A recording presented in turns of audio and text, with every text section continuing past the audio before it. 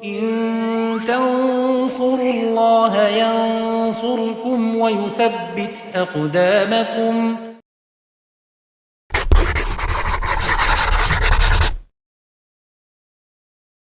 Bismillahirrahmanirrahim. Assalamualaikum warahmatullahi wabarakatuh. Innal hamdalillah nahmaduhu wa nasta'inuhu wa nastaghfiruh wa na'udzu billahi min shururi anfusina wa min sayyiati a'malina. May yahdihillahu fala mudilla lahu wa may yudlil fala hadiya lahu.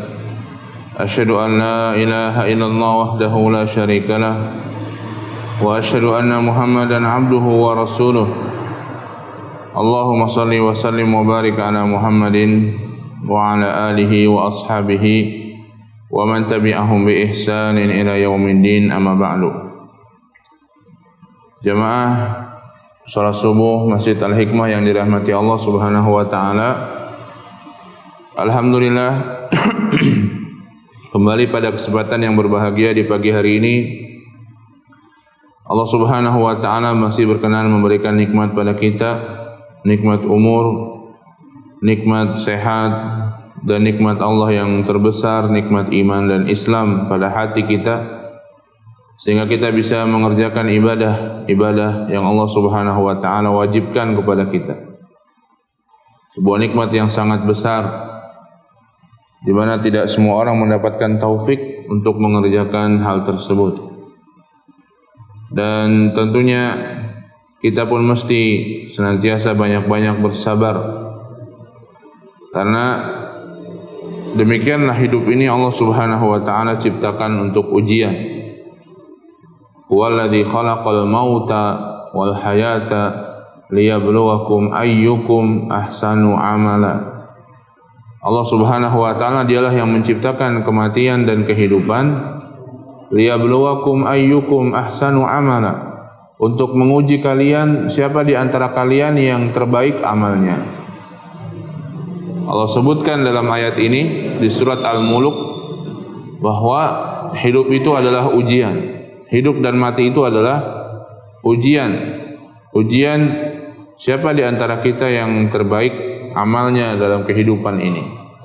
Bukan sekedar banyaknya, tapi terbaiknya, yaitu yang paling ikhlas dan paling sesuai dengan sunnah Nabi SAW. Maka menghadapi kehidupan ini kita perlu senantiasa bersabar, dan sabar itu butuh ilmu, karena sabar itu adalah seseorang menahan diri untuk tidak keluar dari sesuatu yang disyariatkan oleh Allah dan Rasulnya, menahan diri untuk tidak melanggar apa-apa yang ditentukan oleh Allah dan Rasul. Itulah bersabar. Karenanya sabar juga butuh ilmu, sehingga kita tahu mana batasan-batasan apa yang diperbolehkan Allah, apa yang masih diperbolehkan dalam agama kita, apa yang sudah dilarang. Nah, kita tidak keluar dari batasan yang diperbolehkan ini, tidak keluar ke hal-hal yang haram, tidak keluar ke hal-hal yang dilarang oleh Allah dan Rasulnya, tidak keluar kepada hal-hal yang dibenci oleh Allah dan Rasulnya. Ini adalah bersabar, dan itu adalah sebuah kewajiban dan ibadah bagi seorang muslim. Jamaah yang dirahmati Allah Subhanahu wa taala, insyaallah kita akan kembali melanjutkan kajian kita masih dalam pembahasan kitab Al-Kabair tentang dosa-dosa besar. Dan kita masih dalam bab maja'a fil fitan, tentang sesuatu yang tentang fitnah. Fitnah yang dimaksud di sini adalah ujian. Ujian dalam kehidupan seorang insan, baik pribadi maupun masyarakat. Baik ujian itu berlaku bagi pribadi seorang muslim maupun ujian itu berlaku bagi masyarakat Islam atau kedua-duanya. Dan di antara ujian tersebut adalah ujian yang berasal dari sesama manusia. Allah Ta'ala mengatakan wa ja'alna ba'dakum li ba'din fitnatan atasbirun. Dalam surat Al-Furqan Allah mengatakan, dan kami jadikan sebagian kalian menjadi ujian bagi sebagian yang lain. atasbirun, maukah kalian bersabar? Demikianlah seorang anak bisa menjadi ujian bagi orang tuanya. Orang tua jadi ujian bagi anaknya. Suami jadi ujian bagi istrinya. Seorang istri menjadi ujian bagi suaminya. Seorang atasan diuji dengan bawahannya. Bawahan bisa jadi diuji dengan atasannya. Seorang teman diuji dengan temannya yang lain. Tetangga diuji dengan tetangganya. Demikianlah kehidupan ini. Setiap orang menjadi ujian bagi orang yang lain. Atasbirun, kata Allah, maukah kalian bersabar untuk tidak keluar dari jalur yang telah ditetapkan oleh Allah dan Rasulnya. Nah, hadis yang akan kita bahas pada kesempatan kali ini pun demikian. Ujian yang akan menimpa masyarakat Islam secara umum.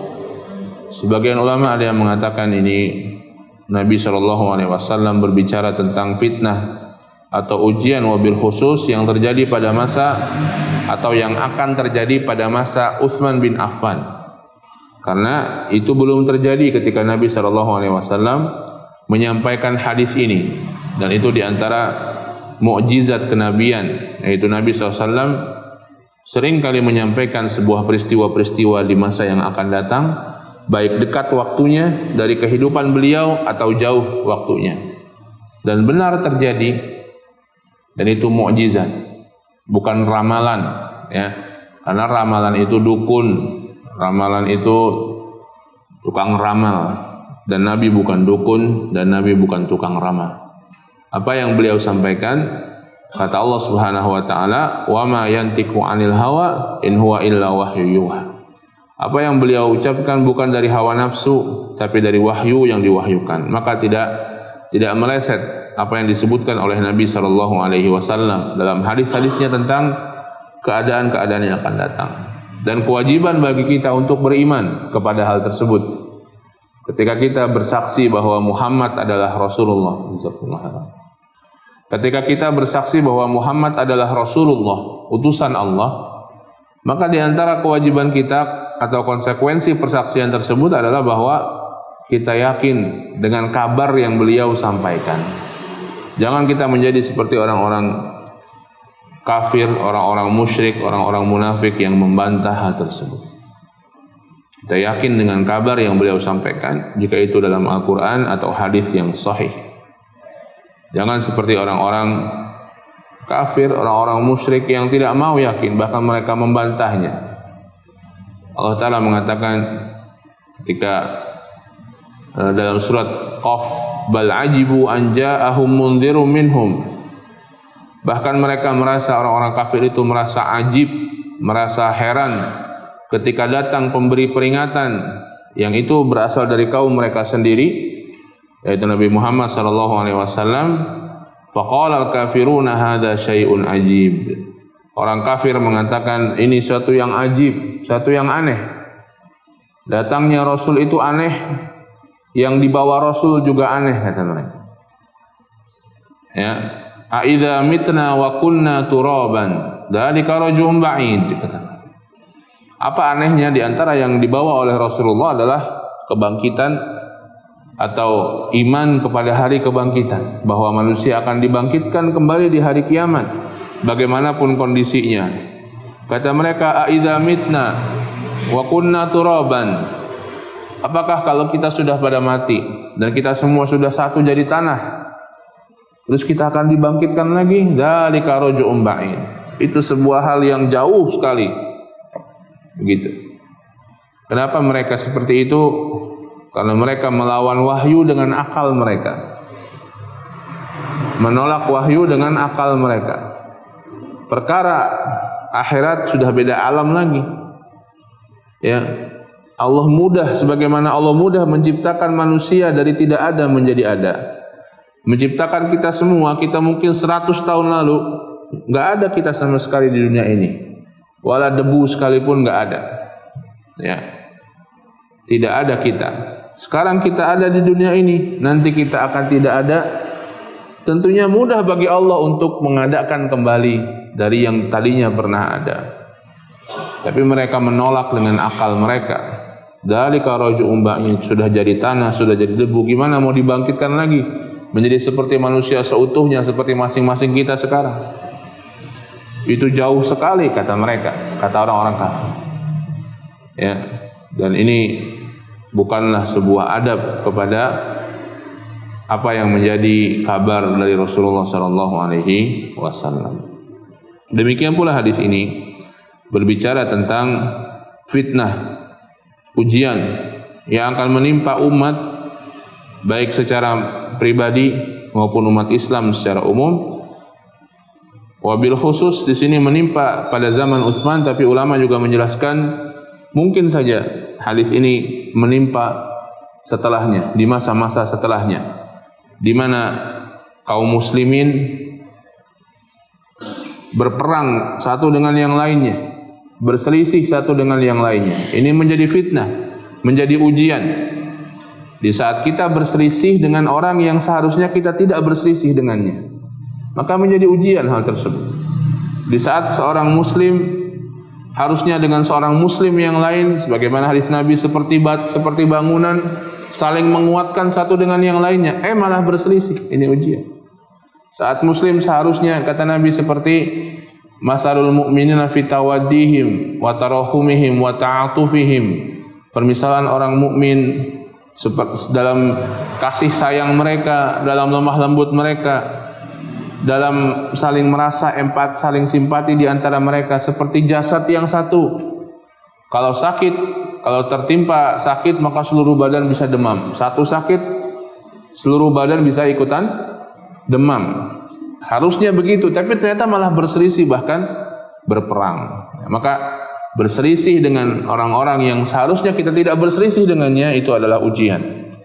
Ya, suami berselisih dengan istrinya, istri berselisih dengan suaminya, orang tua berselisih dengan anaknya, anak berselisih dengan orang tuanya, adik berselisih dengan kakaknya, kakak berselisih dengan adiknya. Ini juga fitnah, ujian.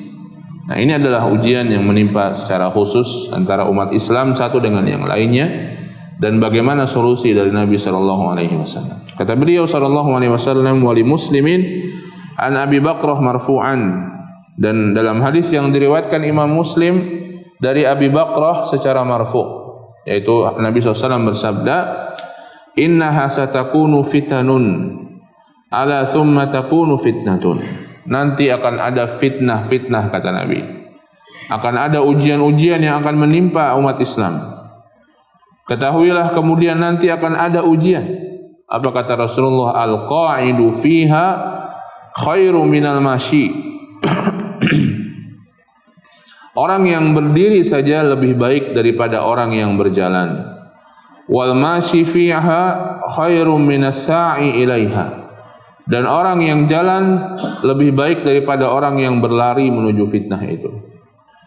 Ala fa idza nazalat aw waqa'at faman kana lahu ibil falyalhaq bi ibilihi. Ketahuilah apabila fitnah itu datang dan terjadi atau terjadi kata Nabi, siapa yang punya onta hendaklah dia urus ontanya.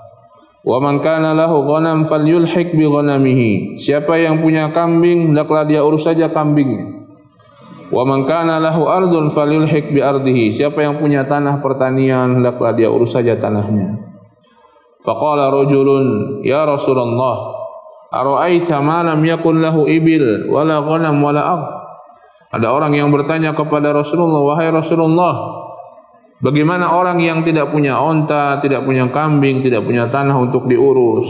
Qal ya'madu ila sayfihi fayaduqqu ala haddihi bihajarin thumma yanju in istata'an najah. Dia asah saja pedangnya dengan batu sampai tajam, kemudian dia berusaha mencari jalan keselamatan semampu dia.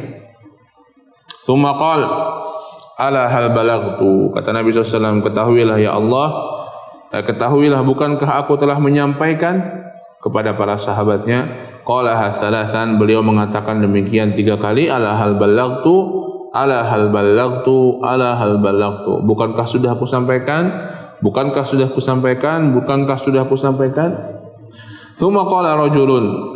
Kemudian ada seorang lagi yang berkata, ya Rasulullah, ara'aita in uhriktu hatta yuntalaqa bi ila ahli as-saffain. Ya Rasulullah, Bagaimana seandainya aku tidak mau, tapi aku dipaksa untuk keluar sehingga aku harus memilih di antara dua barisan yang berselisih ini. Fayadribani rajulun bisayfihi. Kemudian ada orang yang membunuhku dengan pedangnya karena aku masuk ke dalam fitnah dalam keadaan aku benci. Aku enggak mau masuk ke dalam huru-hara tersebut. Kemudian ketika aku sudah masuk dan aku harus berada di salah satu barisan, ada orang yang membunuhku dengan pedangnya. Au yaji asahmun fayaqtulani, atau datang panah yang membunuhku. Qala yabu'u bi ismika wa ismihi fayakunu min ashabin nar. Maka orang itu akan menanggung dosamu dan dosanya juga. Fayakunu min ashabin nar, maka dia menjadi penghuni api neraka. Hadis ini diriwayatkan oleh Al-Imam Muslim.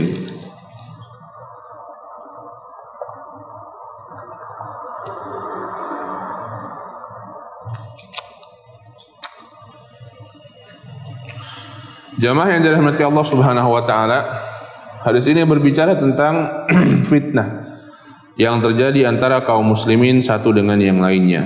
Yang ini mungkin terjadi pada masa kapanpun juga. Walaupun diantaranya terjadi pada masa Utsman bin Affan. Kita tahu bagaimana sahabat Utsman bin Affan tewas dalam keadaan terbunuh. Dan beliau tidak sama sekali memberikan perlawanan kepada orang-orang yang membunuhnya. Yang membunuhnya ini muslim juga. Tapi mereka terpengaruh dengan pemikiran ekstrim, pemikiran sesat yang sampai sekarang berkembang, pemikiran Khawarij. Nanti akan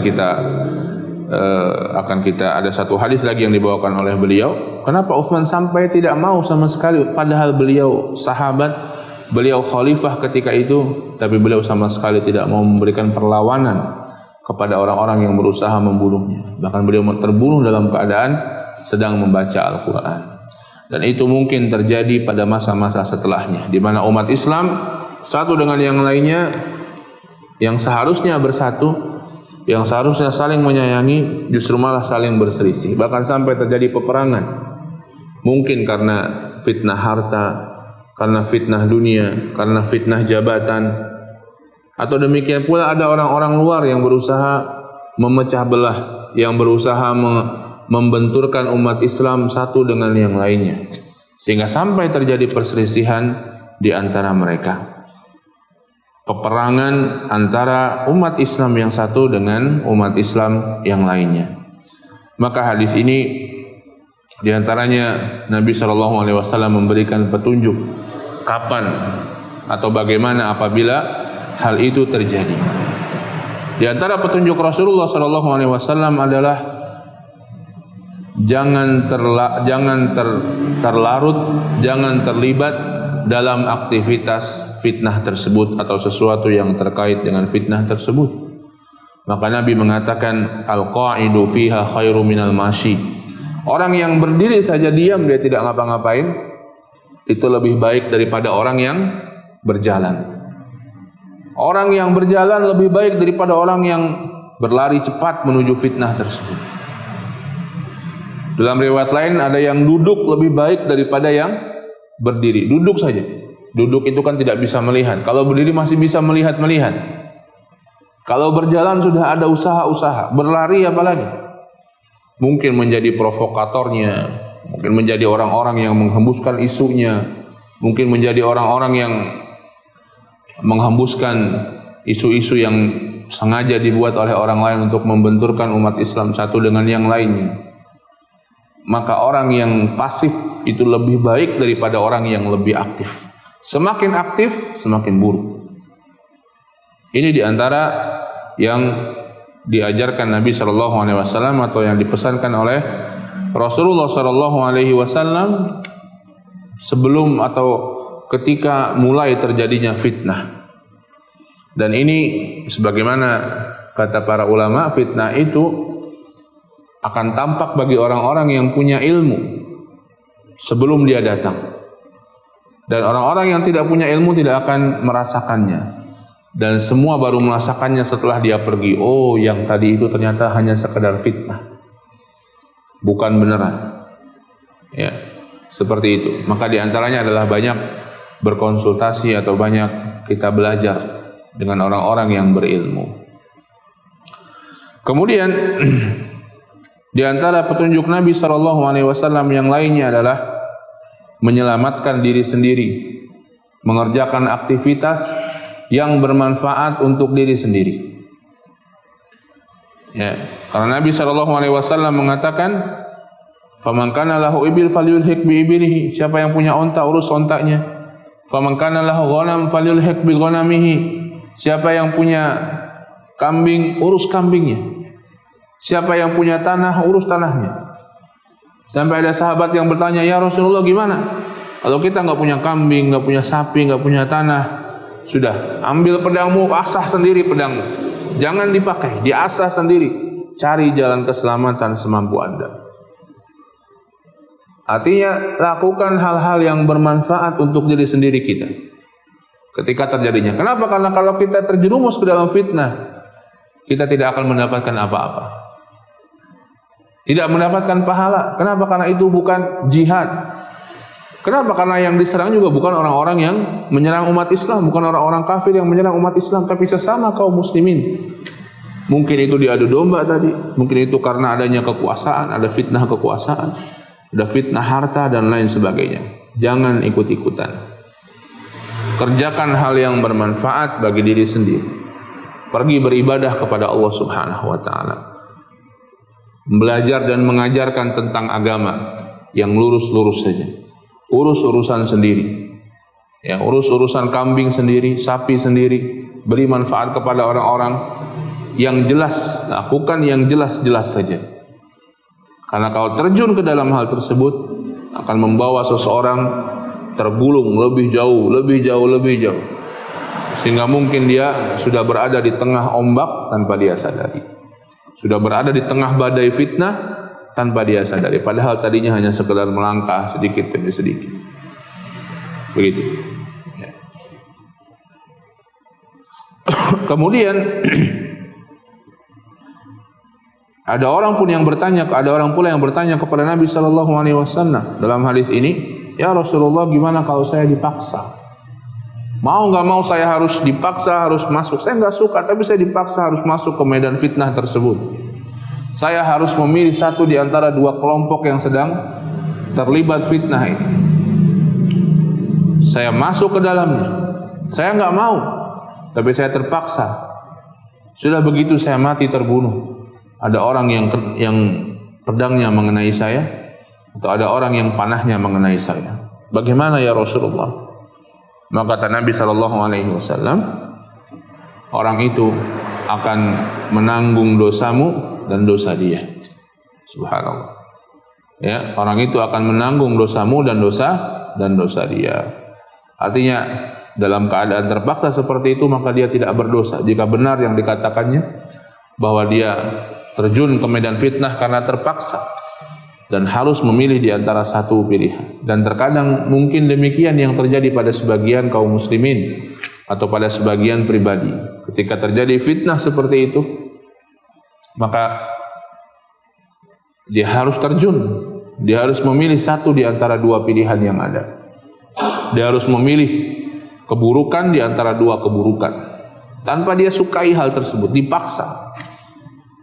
Ya, bukan sukarela. Karena kalau sukarela tidak boleh. Nabi SAW menyuruh kita untuk urus saja urusan diri kita sendiri. Tadi di bagian sebelumnya, urus kambing sendiri, urus sapi sendiri, urus ikan sendiri, urus lele sendiri mungkin kalau di zaman sekarang. Urus bisnis sendiri, kerjakan hal yang bermanfaat, bersedekah kepada orang-orang miskin, belajar dan mengajar, ajarkan ilmu, belajar Quran, ajarkan Quran. Pokoknya sesuatu yang jelas-jelas manfaatnya. Jangan terlibat dalam fitnah tersebut. Tapi ketika kondisinya seperti itu dan bahkan dia sampai tewas terbunuh dalam medan fitnah tersebut, maka dia tidak berdosa karena dipaksa. Ini jamaah yang dirahmati Allah Subhanahu wa taala. Ini ada ulama yang menjelaskan bahwa ini khusus atau ini adalah di antara apa yang disampaikan Nabi SAW tentang apa yang akan terjadi pada masa setelah beliau.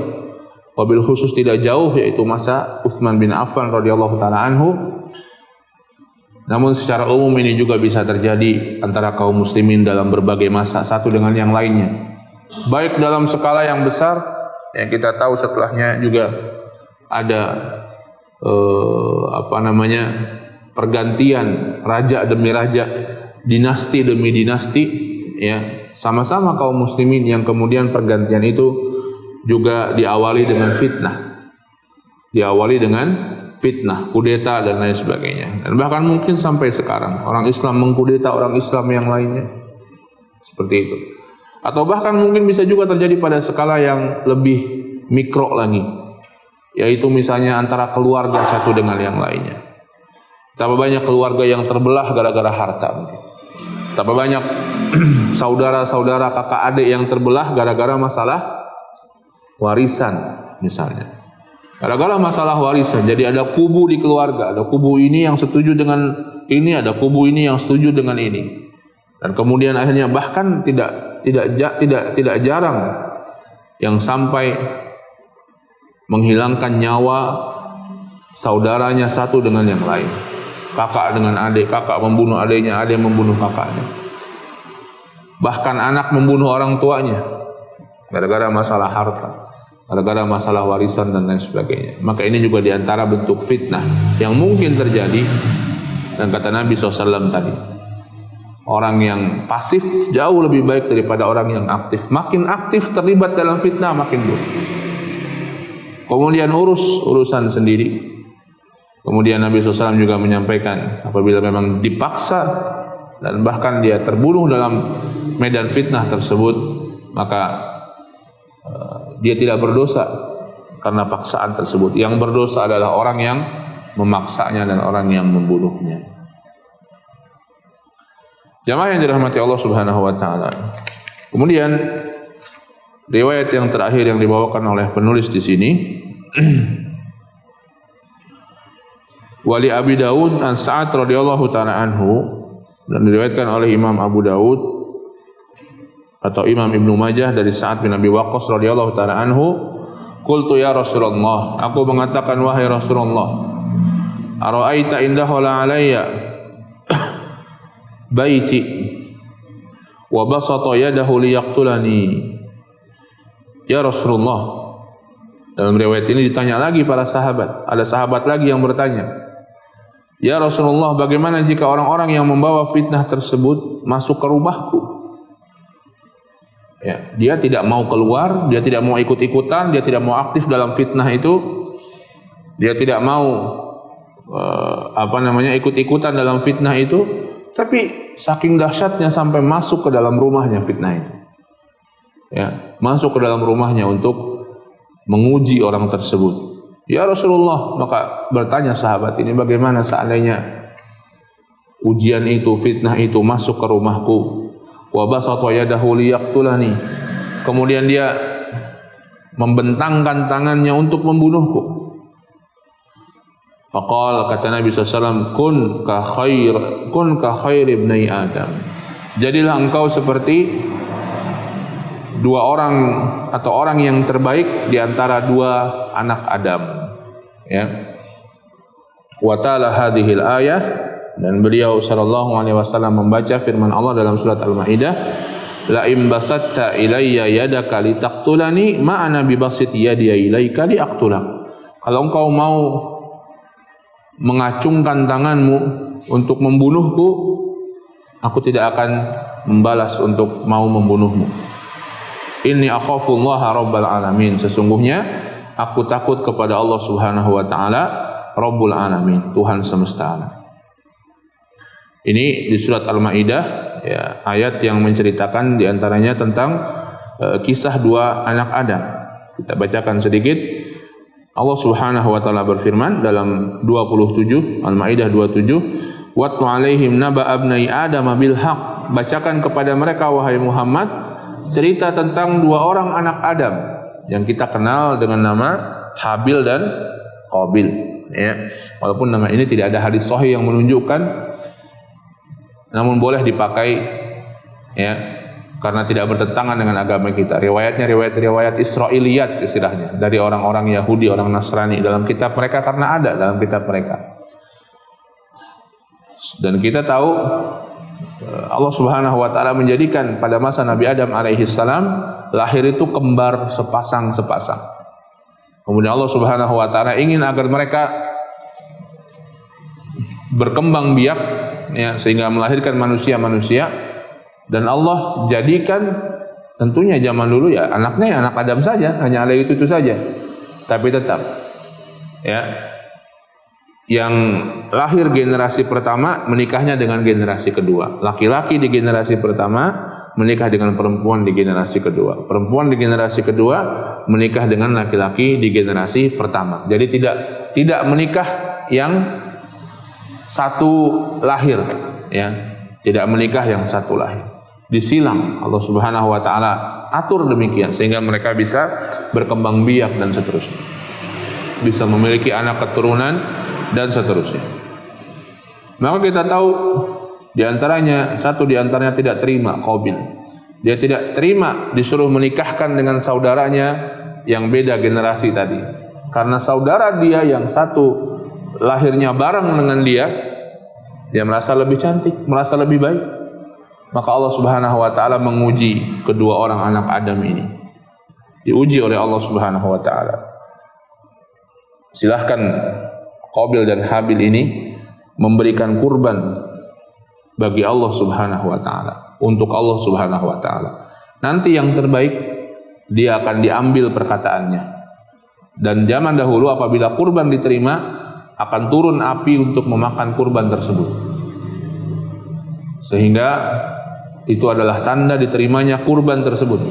Tanda diterimanya persembahan tersebut untuk Allah Subhanahu wa ta'ala. Sampai zaman Nabi Musa masih seperti itu. Ghanimah itu dikumpulkan, nanti turun api dari langit mengambil ghanimah tersebut. Zaman sekarang alhamdulillah tidak terjadi hal yang seperti itu. Kita kurban tidak turun api nanti ya, begitu ya. Tapi dibagikan kepada kaum muslimin, dibagikan semuanya kepada manusia, kepada hamba-hamba Allah Subhanahu wa ta'ala. Dan begitulah Allah tidak butuh dengan kepalanya, dengan kulitnya, dengan apapun.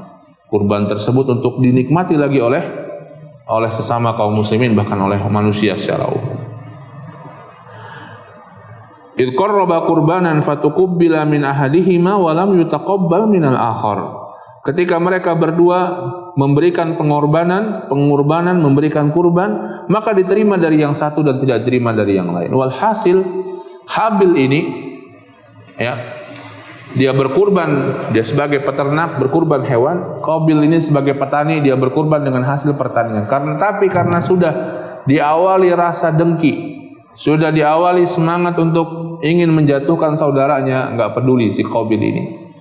Maka dia tidak pedulikan dengan ibadah-ibadah yang Allah perintahkan kepadanya. Seadanya saja dia kasih kurban. Bukan dari niat yang ikhlas. Tapi Habil ini dengan niat yang ikhlas, sehingga dia berikan kurban yang terbaik, dia berikan kurban yang paling bagus. Qabil ini ya seadanya saja, sehingga dia berikan kurban yang buruk dari hasil pertaniannya. Maka tentunya Allah Subhanahu wa ta'ala menerima dari yang satu dan tidak menerima dari yang lainnya. Apa yang dikatakan oleh yang tidak diterima? Qala la aqtulannak.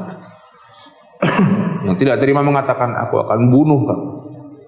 Dan inilah kata para ulama di antara dosa yang terjadi awal-awal. Dosa yang terjadi di awal sejarah manusia ada setidaknya 3. Sombong, serakah, dan hasad. Sombong ini dosanya iblis. Ketika dia tidak mau sujud kepada Nabi Adam ketika Allah perintahkan. Maka dosa-dosa yang sifatnya karena kesombongan, ini dosa-dosa yang mengikuti iblis. Serakah, dosanya Nabi Adam alaihissalam. Ketika Allah larang dia untuk mendekati pohon, namun iblis membisiki, kalau kamu mau kekal, makan pohon itu. Dekati pohon itu, makan buahnya. Kalau kamu ingin memiliki kerajaan yang tidak akan pernah musnah, makan pohon itu, dekati buahnya. Dan Nabi Adam alaihissalam tertarik dan kemudian mendekati, dan terjadilah apa yang terjadi. Turunlah dia ke bumi. Yang ketiga adalah dengki satu dengan yang lainnya, dan ini dosa yang terjadi pada anak Nabi Adam alaihi salam ini. Ini 3 dosa yang tua, dosa yang sudah ada sejak awal sejarah manusia. Sombong, serakah, dan dengki satu dengan yang lainnya. Qala innama yataqabbalullahu minal muttaqin. Kata yang diterima, sesungguhnya Allah Subhanahu wa taala hanya menerima dari orang-orang yang bertakwa. La im basatta ilayya yadaka litaqtulani ma'ana bibasiti yadiya ilaika liaqtulak. Ini yang disebutkan dalam hadis tadi. Seandainya engkau mengacungkan senjata untuk mau membunuhku, aku tak akan membalas mengacungkan senjata untuk membunuhmu. Inni akhafullaha rabbal alamin. Sesungguhnya aku takut kepada Allah Subhanahu wa taala Rabbul alamin. Enggak mau aku membunuh. Inni uridu an tabu'a bi ismi wa ismika fatakuna min ashabin nar. Kalau memang kamu begitu, aku inginkan agar engkau nanti bisa menanggung dosaku dan dosamu juga. Kalau kamu melakukan itu, ini ancaman dari Habil ini kepada Qabil, ya, atau lebih tepatnya peringatan. Kalau kamu melakukan demikian, kamu bisa menanggung dosa saya. Jangan demikian, bertakwalah kepada Allah, begitu. Fatakuna min ashabin nar. Kalau kamu demikian, kamu bisa menjadi penduduk api neraka. Wa dzalika jazaa'ul zalimin. Dan yang demikian itu balasan bagi orang-orang yang zalim. Orang yang zalim itu, apalagi sesama manusia, akan terkena balasannya. Fatawa'at lahu nafsuhu qatla akhihi faqatalah. Maka Qabil akhirnya hawa nafsunya mendorong dia untuk membunuh saudaranya, faqatalah. Akhirnya dia bunuh saudaranya. Disebutkan dalam riwayat Israiliyat, aslinya Qabil ini adik, Habil ini kakak. Habil ini lebih besar daripada Qabil, lebih kuat daripada Qabil. Namun Qabil membunuh Habil ketika tidur, ketika sedang tidur. Ya. Fa asbaha minal khasirin. Jadilah dia orang yang merugi. Fa ba'atsallahu ghuraban yabhathu fil ard. Dan Allah Subhanahu wa taala mengirimkan burung gagak. Muter-muter burung gagak itu, akhirnya kan Qabil ini punya PR lagi setelah ngebunuh. Ini jasadnya mau digimanain? Dulu belum ada syariat untuk dikuburkan. Mau gimana jasadnya ini? Dia bingung karena bakal ketahuan nanti. Fa ba'atsallahu ghuraban yabhathu fil ard. Allah Subhanahu wa taala mengutus seekor burung gagak untuk muter-muter dan di atas muka bumi, liyuriyahu kaifa yuwari sawata akhi, untuk memperlihatkan kepada Qabil bagaimana seharusnya dia menguburkan atau memperlakukan jenazah saudaranya. Burung gagak itu juga demikian. Ya, Allah utus burung gagak. Kemudian ada 2 burung gagak, satu hidup satu mati. Yang hidup ini nyakar-nyakar tanah, dikuburkanlah sama dia, kemudian dia pergi lagi. Qabil melihat ini dan dia pun terinspirasi oleh burung gagak tersebut, ya sudah, dikuburlah juga. Dan itu penguburan yang pertama kali, penguburan manusia yang pertama kali. Qala ya wailata a'jaztu an akuna mithla hadzal ghurab fa wariya sawata akhi. Si Qabil mengatakan, ya wailata, celakalah aku. Kenapa aku nggak bisa seperti burung gagak ini, sehingga aku harus memperlakukan jenazah saudaraku ini. Maka terinspirasi oleh burung gagak yang dia lihat tadi, dia pun menggali tanah, dimasukkan jenazah Habil ke sana, kemudian dikuburkan lagi. Fa asbaha minan nadimin. Jadilah dia orang yang menyesal dalam kehidupannya di dunia dan di akhirat. Dalam ayat ini disebutkan bagaimana sang kakak tadi, Habil tadi, mengatakan ketika diancam, saya nggak mau. Kalau kamu mau mengacungkan senjata untuk mencoba membunuh saya, silahkan. Tapi saya tidak akan balik mengacungkan senjata untuk mencoba membunuh. Dan ini nasihat Nabi SAW kepada Sa'ad bin Abi Waqqas yang bertanya tadi, kalau fitnah itu masuk ke rumah saya Rasulullah, mengancam jiwa saya. Dengan catatan tadi, ini adalah pertempuran atau peperangan antara umat Islam dengan umat Islam yang lain. Apa kata Nabi? Jadilah seperti yang terbaik dari 2 anak Adam. Ya, dia tidak melawan. Kenapa demikian? Karena ketika dia melawan, akan timbul fitnah yang lebih besar. Dan inilah yang dilakukan oleh sahabat Utsman bin Affan radhiyallahu taala anhu. Beliau diam dan bahkan beliau tidak menggerakkan para sahabat, bahkan beliau bukan sekedar tidak menggerakkan, meminta para sahabat untuk tidak usah ikut-ikutan. Karena beliau paham, kalau beliau menggerakkan, fitnah akan semakin besar. Maka beliau mengorbankan diri beliau untuk memperkecil fitnah tersebut. Ya, maka kita tahu dalam sejarah Islam terbunuhlah Khalifah Utsman bin Affan di tangan sebagian orang-orang Muslim yang terpengaruh pemikiran Khawarij tadi. Pemikiran sesat yang berkembang sampai sekarang ini. Di antara doktrin pemikiran tersebut adalah kufurnya orang yang melakukan dosa besar. Ya, kufurnya orang yang melakukan dosa besar dianggap kafir. Kalau sudah kafir, sudah halal darahnya. Inilah yang kemudian kita kenal dengan nama takfiri. Orang-orang yang mengkafirkan, suka mengkafirkan orang lain tanpa alasan, tanpa dasar yang kuat. Bukan tidak boleh mengkafirkan yang memang harus dikafirkan, boleh-boleh saja. Ya, bahkan mesti kita mengatakan orang kafir itu orang kafir, mesti kita meyakini kekafiran mereka, ya mesti. Ya. Tapi ketika yang dikafirkan adalah orang yang salah alamat, orang yang dosa besar, kemudian dia dikafirkan, salah alamat mengkafirkannya. Orang dosa besar banyak sekali. Orang berzina, orang mabuk, orang minum khamar, orang memakan harta riba. Betul mereka berdosa, betul mereka melakukan kesalahan. Tapi apakah itu mengeluarkan mereka dari Islam? Tidak.